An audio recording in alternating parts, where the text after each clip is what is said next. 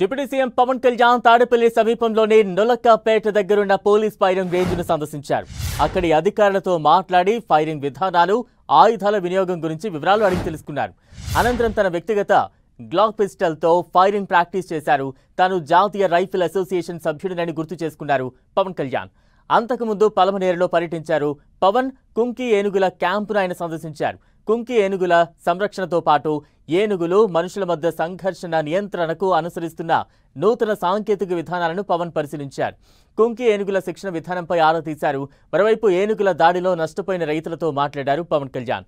ఏపీలోని పలు ప్రాంతాల్లో ఏనుగుల గుంపులు గ్రామాలపై పడి బీభత్సం సృష్టిస్తున్న నేపథ్యంలో పవన్ స్వయంగా కర్ణాటకకు వెళ్లి అక్కడి పెద్దలను ఒప్పించి కుంకి ఏనుగులను తెప్పించారు. పలమనేరు పర్యటన సందర్భంగా అటవీ శాఖ అధికారులతో పవన్ సమీక్ష సమావేశాన్ని నిర్వహించారు.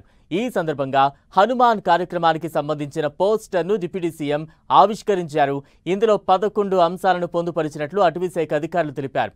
నిర్ణీత వ్యవధిలో హనుమాన్ లక్ష్యాలను చేరుకునేలా ప్రణాళికలను రూపొందించాలని డిప్యూటీ సీఎం అటవీ శాఖ అధికారులను ఆదేశించారు. నవంబర్ 18, 19 తేదీల్లో హనుమాన్ కార్యక్రమ విషయంపై సమావేశాన్ని ఏర్పాటు చేయాలని సూచించారు. అటవీ, పర్యాటకం, వ్యవసాయం, ఉద్యానవనం శాఖల అధికారులు సమావేశానికి హాజరు కావాలని స్పష్టం చేశారు AP deputy CM Pawan Kalyan.